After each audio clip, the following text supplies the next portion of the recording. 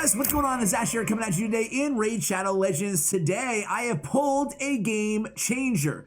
However, I didn't record it. I am a dummy. Before we get into the champion that I have on my free-to-play account, guys, which I've made some nice progress on since I've refocused my attention to the free-to-play account, I want to give a shout out to my clan, my new clan here. By the way, not a super serious clan. Do not join or apply with your main account. But if you want to start a second account, a new mini free-to-play account, want to join me in this kind of journey, go ahead and request to Sebulus CWA9. I'll accept the first people who apply. Obviously, I can only fit 25, 24 of you guys. Actually, I recruited these guys from global chat. No big deal. So I might keep, I don't know. No one's really active. I'll probably kick all of them. Actually, VG Pro. Shout out to VG Pro. Maybe I'll keep him around. Anyway, or her around. I have no idea. Anyway, back to the point of the matter today. I was in bed with my son. Can't blame me. I was bored. And I opened 3 ancient shards, and I got an epic champion. Still no legendary on the free-to-play account. I should have waited till a double time event, but I was feeling lucky, and I'll tell you what, I got lucky to the tune of one of the new champions, Achak. Bless you.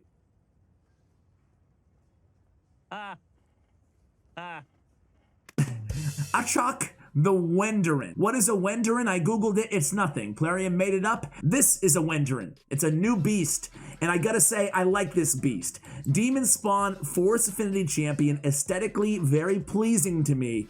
I think he's one of the coolest Demon Spawn. I think he's the coolest Demon Spawn champion aesthetically. And I actually mentioned, I'm not biased because I have on my free-to-play account. I mentioned this when I was reviewing all the new champions that were added to the game a month or 2 ago when he was added. He is amazing, not just aesthetically, but he's amazing in terms of his skills. Now, what I did for today's video, guys, is I kind of want to update you on my free-to-play account, what I've been doing. I want to go over Achak's kit really quickly, and then I had him in my vault on my main account. I didn't have him maxed out. I maxed him out for this video, so it's going to be kind of a 2-part video. After we show you what he does here, after I show you kind of the progress I've made, I'm going to switch over to my main account. We're going to do kind of a proper guide on this champion. Try him out in Spider's Den, where he's absolutely insane. I'm going to use him basically everywhere on my free-to-play account. He's going to be a huge lean on me all the way till the end game of if I ever get there, right? So the bad news is look at the books. 9 books on the A1. Plarium, you are killing me. You are murdering me right now. Devour all hope. That's exactly how I feel when I look at the books on this dude's A1. Anyway, rant over. Random rant over. I feel like I'm obliged every free-to-play video to vent a little bit to you guys. By the way, I put 1 epic book into him, no big deal. So I got plus 5% damage on my A1. What do you think about that? How you like them apples? Attacks 1 enemy, has a 50% chance if I ever book him of decreasing the duration of 1 random buff on the target if it's under HP burn. Also has a 50% chance of decreasing the target's turn meter by 15% if they're under freeze. That comes into play when we get to his A3. Cannibal Might. On a 5-turn cooldown, 4 if I can ever book it. Block debuffs on 1 turn for all allies. And then a 25% strengthen buff on all allies for 2 turns. Really solid kind of addition to his already effective kit, especially once we talk about his passive and his A3 and the synergy there with the A1. I love Cannibal Might because for a free-to-play account to get a strengthen buff is so solid. Strengthen is a newer buff in the game. Not a ton of champions have it. It's not easy to get on a free-to-play, so I'm really happy to have that. Frostfire Gale on the A3. This is his big money ability. Again, 7 levels on this, so eventually I can get it on a 3-turn cooldown. Attacks all enemies. Win both 90% chance of placing a freeze debuff for 1 turn on enemies whose attack is higher than their defense, which is great because essentially what you need for the opponent that you need it against is provided in this ability. So CC against all the attackers and all the spiderlings. And then HP burn on all enemies who have defense equal to or higher than their attack. So HP burn against those more tankier, units, enemies, which HP burn works better against, right? It can kill them slowly over time. You don't necessarily need them to be CC'd as importantly as you need the attackers, the nukers, to be CC'd under the freeze. Love this ability. On the passive, excuse me, really cool passive too. And no books required, but it does require Ascension. So my first priority on this champion before anything else is going to be just go ahead and farm a Force Keep and get him ascended to level 3 because this is amazing. Heals all allies by 5% of their max HP when every time an enemy under HP burn gets a turn. Solid. Fills the turn meter of all allies by 10% each time an enemy under a freeze debuff gets a turn. Tremendous. Think about it. All those spiderlings getting a turn, boom, all of my allies get a full turn meter again, you know? Aura, one of the best in the game, non-legendary. Increase allied defense in all battles by 25%. That's right. I'm going to use him as Aura lead everywhere on my main account. I'm going to use him in every dungeon. Use him in Clan Boss. He's going to be my Aura lead defense in all battles. Doom Tower, you name it, he's going to be there. Wow, what a game changer. I have no masteries in him yet. I've been working on masteries. Oh, by the way, gear.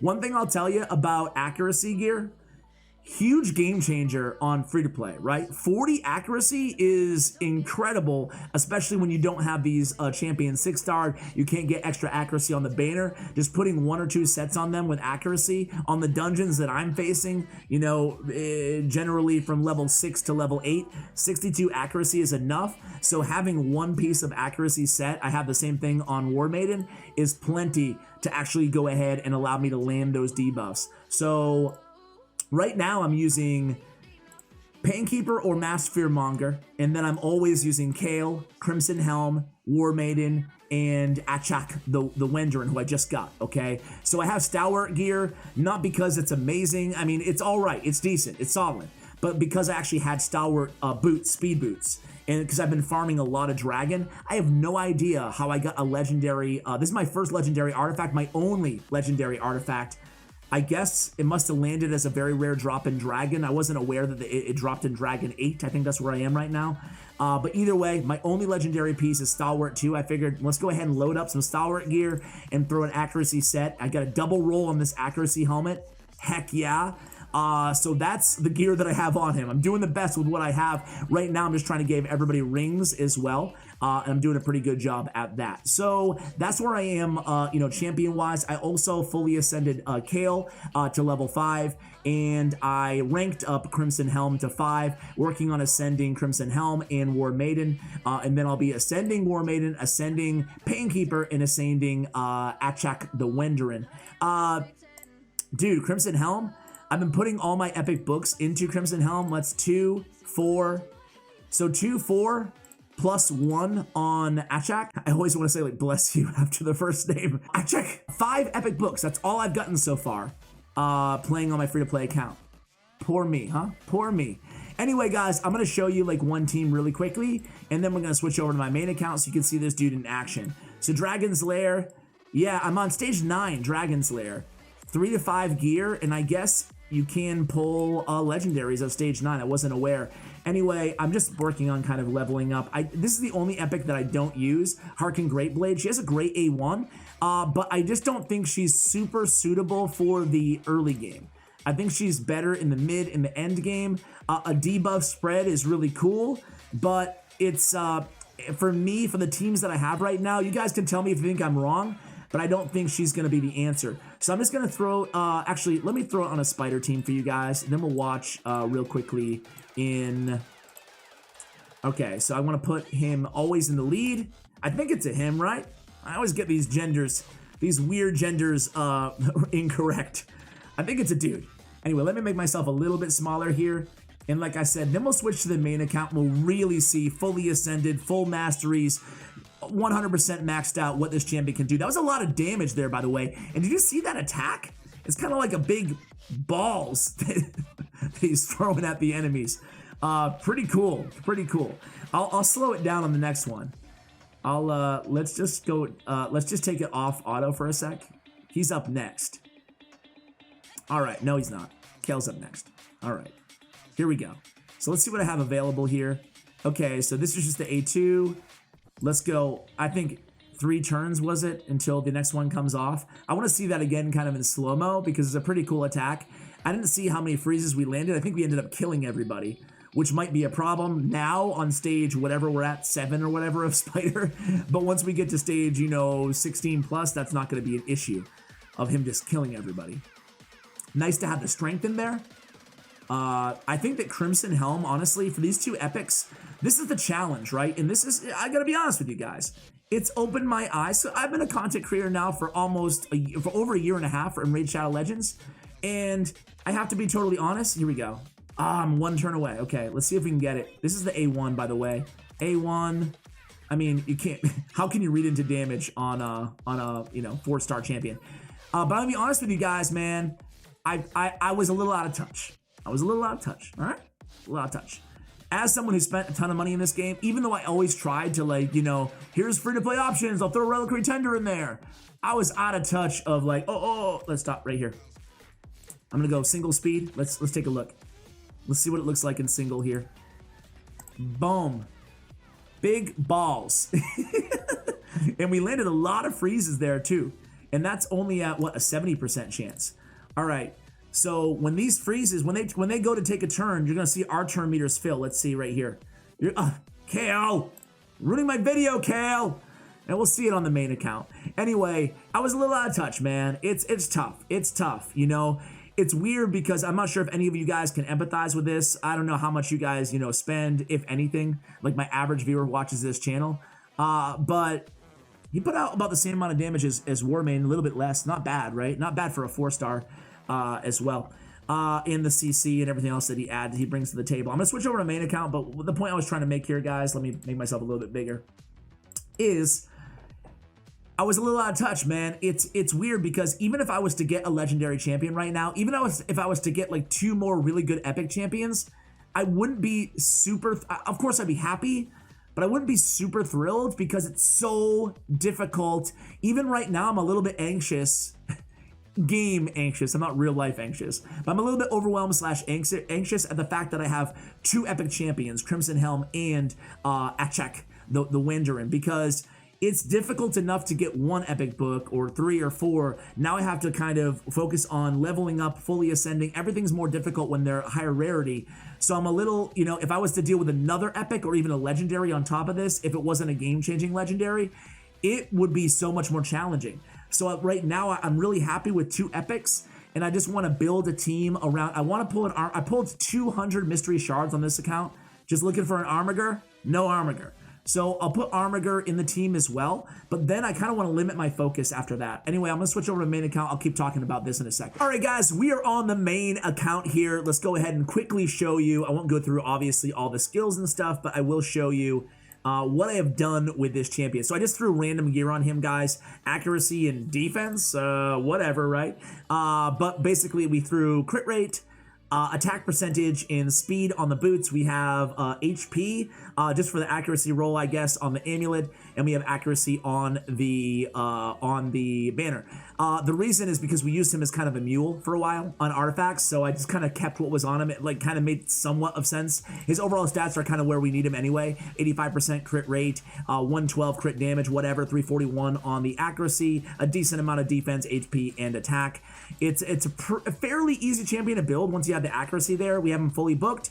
Masteries, we went with War Master, just get a little bit of damage out of this dude, and we ended up with Evil Eye. We went down to Master Hexer, and we also grabbed Spirit Haste as well on this champion. You can definitely go with Retribution on this champion as well if you want to go defense tree, and you can also go with Eagle Eye. An alternative build on this champion, I would say masteries wise, would be to go down, snag Retribution, and then go all the way down to tier 6 and grab Eagle Eye and forget about the offensive tree. Today we're going to give him a little bit of offense though. So let's go ahead and try him out again in Spider with a proper team here, a pay-to-win account, and you will see how effective he is. He's in the lead again. I guess he doesn't need to be in the lead on this team. They're not going to die, but check it out. Just check it out, man. It's going to be insane. So only 1 cold heart on this team. I could have been faster if I just, stuck in a bunch of cold hearts and a bunch of royal guards, but I want to give you guys time to see. Let me see. Okay, here it is. Boom. So he freezes up quite a few of these spiders. Now they're alive, and you can see every time they start to go, boom, you can see the turn meters are almost full on my team again. Maybe I should have put it in 1x speed so you guys can see a little bit easier, but it's pretty insane in terms of how throughout the duration of a battle, how that can really help you, right? That having that turn meter fill. And he's also landing Does he land the HP burn against the spider here? Let's see. I missed if it was resisted or if it was, I'm not sure if the spider's defense, I know the spider's HP is insane. I'm not sure if the spider's defense is higher than its attack. I would assume not. So maybe and obviously it can't be frozen, so I assume that would be the case there. My bad, just talking out loud. But there we go, landing a bunch of freezes again. And you're gonna see as soon as they take a turn, as long as Cold Heart or somebody or Royal Guard doesn't kill. Look at that! Dude, I saw it that time. Like, turn meter's instant fill on my team. Granted, again, it's not like the fastest run, and I'm not flexing a bunch of enemy max HP champions, but you can see how effective he can be. With the War Master there, that was a 90k War Master proc. So his damage won't be too bad either when all said and done. But just see what he's doing for this team right here, and imagine what he's going to be doing to my free-to-play team, right? I'll show you a Dragon run with him as well, with kind of a, you know, a non-pay-to-win team around him. Or at least no legendaries. But again, pretty consistent in terms of his freeze landings. And with the freeze, you get the turn meter off the passive. Really cool champion. I'm excited to get him, man, because he's the type of champion that I don't know if I would run him necessarily, like, as a main champion on this account. I have almost every legendary, like, I have a lot of champions, you know? But on my free-to-play, I figure I'll always use him, you know? I don't think I'll be anybody watching me right now who is 100% free to play, who's been playing for like a couple years, will I get to the point eventually, this is an open question, will I get to the point on this account eventually where I don't need a champion like Achak the Wendarin? I don't see that day ever happening, right? Because he's so effective with his Aura Lead as well, you know? He puts out 1.2 million damage, like super solid, you know? Same as Miscreated Monster. So he's not like a main nuker, same as Stagnite, or in the same neighborhood as Stagnite. He's not like your main nuker, but he can add some damage, and we don't even have him optimized damage-wise. Keep that in mind, you know? Let's watch a quick Dragon run, and then we'll call it a video. Obviously, in Doom Tower as well, he's going to help me out. I'm going to use him in the arena as, he's going to be a lead on this team. So we have, actually, I tried to make a team just like my free-to-play team. Like, this is what they're going to get once they're all grown up, right? So this could very well be my team. I do have Reliquary Tender in there as well. I hope to get her someday on my free-to-play. And I'll be using her all the time as well if I do. But other than that, these are the exact champions that I'm using on my free-to-play account, only they are fully 6-star and fully ascended. But we're going to see, having that strengthen is going to help so much. It mitigates, it mitigates 25% of damage. It's okay that Kill died. We have Reliquary to pick him back up. But mitigating 25% of damage. And look at this, freezing everybody. Great CC champion. It's so difficult to get a solid CC champion like this on a free-to-play account. At least I think it is. And then you have HP burn for the clan boss. HP burn for the bosses as well. Let's see if HP burn lands on any of them. I wonder what bosses HP burn would land on this champion, actually. Now that I said it out loud, I guess that doesn't make a ton of sense. But for Doom Tower, certainly that HP burn will be very helpful. And then I get that passive heal off of the HP burn as well, right? So really cool champ. I'm working on a couple pay-to-win videos too. I'm working on another free-to-play video I think you guys are absolutely gonna love. And I'm also working on another pay-to-win where I compare, I pair Rector Draft with Roxum, and I think you guys are really gonna enjoy that as well. Kind of a weird pairing of new champions, but it's gonna be pretty insane what they're able to do. So, let's see.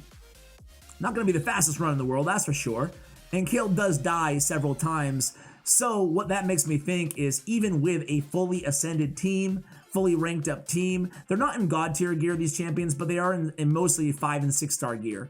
But it makes me feel like I just need a reviver, you know, on my free to play. So if there's one thing I really need right now, it's to pull a solid reviver. Doesn't have to be the best in the world, but I guess eventually I'll get Still the Drakes, right? In 200 days or whatever, you know? So we'll see. But yeah, it's going to be a freeze against most of the bosses. So it's not going to be landing the HP burn. That would be really cool if it did, but it's not going to. So anyway, we do get to the boss here. Thanks to Reliquary, the team is going to stay alive. Nice that she has the decreased attack on the A1 too. So maybe I'll get Reliquary Tender before I unlock Still the Drakes on my free-to-play. Who knows? But overall, I am so excited to have this champion. Really, really cool pull, and I'm sorry for not recording it for you guys as well. And I won't ever do that again. I won't ever pull shards on my free-to-play ever without recording them for a video. And I really hope that I have, even though it worked out this time, I hope I have the patience to actually hold off until double time events, because it's so stupid. Even though I got lucky, it's so stupid to pull them beforehand. So guys, we're gonna go ahead and sign off here. Just kind of in addition to the, I don't know, to ways you can support me here. If any of you guys use BlueStacks, I have a bunch of download links to random games listed at the very bottom of my description. If you purchase them using my affiliate codes, which I included in the download links, I get a small kickback. I'm just trying it out. I'm not sure if it's gonna, be a thing or not. It might just be stupid to have there and just clutter up my description. But if you guys want to check out those games, feel free to do so. It helps support me here on the channel. Guys, we're almost done. I just want to see the overall damage that he puts out here. So not crazy damage, right in line with Painkeeper, essentially a little bit less than Painkeeper. But again, we have him built pretty, not damage optimized. So overall, CC champion, game changer with the CCs, game changer with that passive, especially on my free-to-play account. Guys, thank you so much for watching, and as always, sell it. Take care, guys.